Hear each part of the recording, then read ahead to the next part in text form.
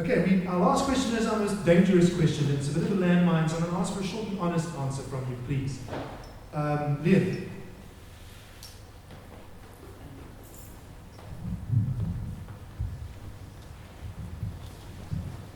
Good evening. We as young South Africans are the so-called born-free generation. How much longer do you intend to disadvantage white males when it comes to university entrance? And is this not an example of reverse apartheid? I think, quotas and such things are obviously a big issue in our school. The very wealthy advantage school, mainly white students. We're actually going to start with Mdeni. How do you feel about these sort of issues? Is this a fair practice? How long should it continue? Should it be happening at all? I think the statement that BE and affirmative action are reverse apartheid is a mistake, and it's a purely informed statement. With that statement, that's where I actually agree with the ANC. They are necessary to redress the wrongs of the past. They are. You probably won't believe this. I'm part of your age group. I'm the born-free generation. So it is. So I fully agree with the ANC there to say it is necessary to redress the wrongs of the past. I can't see how we can do it in another way. It's not discriminating against white males in any way, but it's elevating the people that were previously disadvantaged, who are still kept at a low social level today. Thank you. I can't help myself. Show me the white males who are suffering because of this, and then we can have a real discussion. Yeah. But to the ruling party, thank you. How long do we need this to carry on? When are we finally going to be at an equilibrium? Is there any plan for it? How does the government see this program moving forward? Look, let me begin by saying there is a wrong narrative that is being communicated, particularly to the white community, that affirmative action, that redress policies and transformation is meant to ensure that we gatekeep for white communities. And by the way, in South Africa, white males are the major beneficiaries of the post-apartheid South Africa. In fact, you'll be shocked to believe that employment equity and BE have benefited, the people who have benefited since those policies have been introduced are white males. The economy in South Africa, the people who own the economy and who run the economy, the people who are in senior positions both in government and in the private sector are white males. They dominate. The crisis that we are faced with is white females and women as a whole. That's another issue that we don't speak a lot about. That's where the problems are. So we need to deal with them. So we do, and the result, the issue is because apartheid really promoted white males and white females were not promoted by apartheid in the main. But they did benefit from the crumbs, but they did not benefit, they were not affirmed by that system. So we need to affirm them. So the reality in South Africa is that there is no threat to white males. There must be a threat to narrow white supremacy. And I think all of us, including us in the white community, must be able to say, we can't have a sustainable system of white supremacy in South Africa. Because the reality is that if you look at the demographics of South Africa, you've got more black people than whites. So if you're only going to focus your policies on securing and protecting the ownership and the supremacy of the white community, we are going to have a ticking time bomb. We're going to have an uprising in South Africa, which is not in anyone's interest. So I think we need to all come to the party and really deal with the real issues. How long is it going to take us? I think we really need to fast-track socio-economic transformation in South Africa. If we can change the ownership of the economy, the control of the economy, there won't be a need for us to be talking about it. For instance, in the funding model of higher education already we have started, because many black students are now in universities. We said as SASCO, remove the racial quota on funding, because government subsidizes every student, whether you're coming from a rich family or not. You are subsidized by government. About 60% of what is funded allocated to you as a student is coming from government. The reality is that is allocated according to race, which has resulted in a situation where Rhodes, for instance, where you're coming from, has very few black students coming from the poor communities, but a lot of black students coming, and UCT and VETS, a lot of black students coming from affluent families. Now that's not what we wanted to do.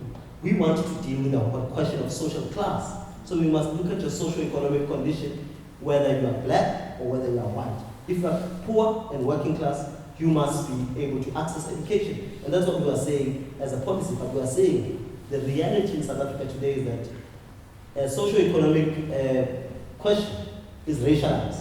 The reality is that those who are rich are mainly white, so we need to have those policies to redress. But in the long term, we won't need to have these policies because we would have been able successfully to level the playing ground if we do radically transform the socio-economic question in South Africa, which the ANC wants to do.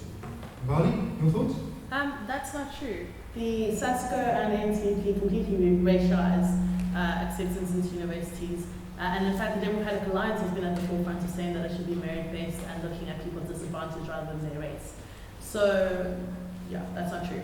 The answer to your question about white males, frankly, I think it's something that the born-free generation is going to have a real discussion about, because we can't run away from where our country comes from. And so, as my two colleagues have said, we do need to look at readdressing the past mistakes of our governments and making sure that people that parents weren't able to access that and haven't been able to provide adequate access for their students, for their children, are able to now access university. But the Democratic Alliance doesn't see an option of it being either or. There's enough for everyone to be able to access. And it has to be based on merit, it has to be based on excellence, and it has to be based on disadvantage. And unfortunately in our country, disadvantage is racialized in that it's mostly black people that don't get that opportunity. But I would never sit here and advocate for the fact that if a young white student wants to work and get into university, that they should be excluded. And that's why we think we should look at quintiles, that's why we think we should look at what school you've come from. So if a student from Clifton, for example, is competing with a school from Kwamashu and they get the same grades, the emphasis would be to get the child from Kwamashu to be able to get in first, but that's not based on racial, that's based on the disadvantages that they've received. And I think that can be countered by the fact that if we actually had a government that was able to create enough space in these places and enough incentive to make sure that excellence was the criteria, that we'd have every single student being able to actually access university, and it wouldn't have to be a question about whether blacks or whites or whatever the case is, because frankly, the people sitting in this room had nothing to do with what happened in our past. And it's a sad reality, but it's not something that we need to say they should now be punished for us, which is why also as part of our BE and AA policies, we say that the private sector's government should also be saying, let's look at other scorecards, let's also introduce things that are going to make sure that when we say we have redress, we're also redressing for the people who haven't been able to access it because they've been kicked out, because they were previously advantaged. And I know that it's not something that people like to talk about because it makes it seem as though we want white people only to be still getting into access. But I don't think that any country is going to be going forward if we're saying that half our young people who are in part of a system that happened in our country should be left out of the economy either. I just want to wonder about very quickly. On the issue, if we have, there's an example value, if you have a student coming from a school in Kwamashu, a small one, and a student coming from Clifton, and they meet, both of them, the barometer must be whether they meet the minimum access requirement in university. And therefore, affirmative action would say, put in the student from Kwamashu. Don't compare them in terms of who got the highest grades. But if they meet the minimum requirements, and by the way, the requirements currently in our universities are very high. But the reality is that you're not going to have white people currently in the current system that we are being excluded in our universities. It's not happening. It's not anyway. But the DA has dismissed employment equity in the National Council of Provinces. So we don't know how today they say they support the they support employment equity. Right, folks, I'm going to sit there because over time I'm going to let you have a final word. Thank you very much. What I'm going to do is now a very brief closing statement. I'm going to start with Danny, then I'll move to Mbali, and then finally a representative from the ANC. What I really want to hear, you're welcome to pick up on one last point, but I'd really like to consider the debate closed. We're supposed to be finished now. What I'm asking is, Danny, anything from you, your impressions from this evening, from the delegates. If education is my main concern, 2 weeks from now, why should I be voting for you? You can think about that while Danny is giving his thoughts on our debate this evening. But I think you got off mic, so you can just, I'll sit with this one next to you. Okay. Now, I just want to say thank you to both delegates of the parties for allowing me to be a part of this. It's been really interesting to listen to it. And listening through the mouths, not through the media. So that's interesting. Thank you very much for your participation. A round of applause for our panel.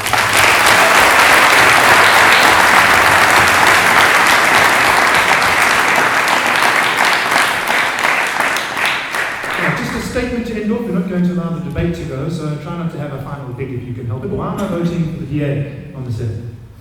I think the Democratic Alliance has shown that as a party that's only been in government for 5 years, we've been able to deliver the kind of quality education, the kind of access to quality education that's really going to be preparing our young people to be people that are going to take this country forward. And I think if anyone cares about the system of education in our country and where our country is going, you want to make sure that you're voting for a party that is actually making sure that everybody has an equal opportunity and everybody is going to be able to contribute so that we all can actually make our country better. And I think that you must make sure that your vote is selfish this year by actually going out and looking at what all the parties offer, not just on education, but on anything else that really affects you, and taking and choosing the one that's best for you as a young person.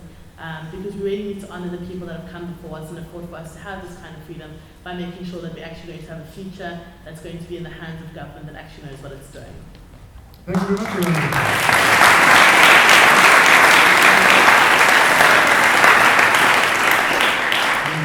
We're inviting the final word. Well, if we care about education in South Africa, we definitely go to the African National Congress.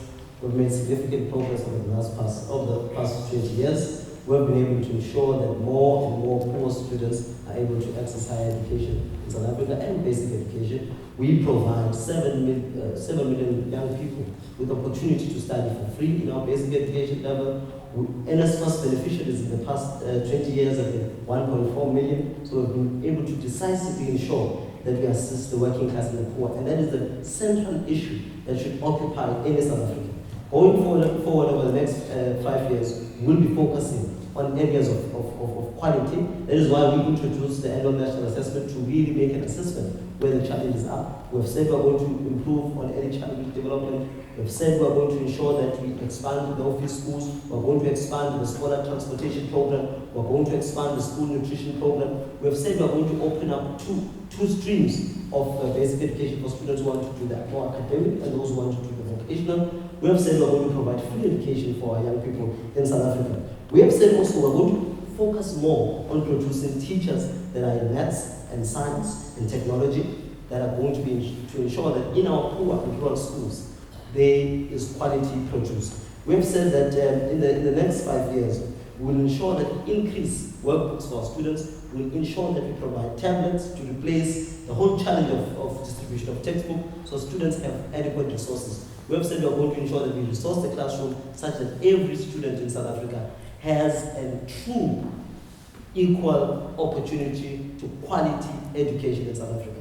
And if you really do care about education, try the African National Congress, which is tried and tested, which has admitted to some of the challenges that are in South Africa, which does not paint a glossy picture about South Africa like the others do in the Western Cape. We say, here are the challenges in South Africa, let's deal with them, let's have the community involved. Nobody must point fingers at the ANC, everybody must play a role in promoting education in South Africa. So we say to South Africans, vote the ANC.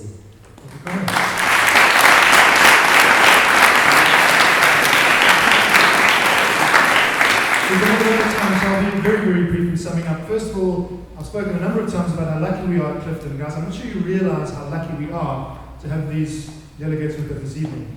These are quite important people, they're very busy with the elections. It really was a wonderful opportunity for us. So another round of applause. Thank you so much.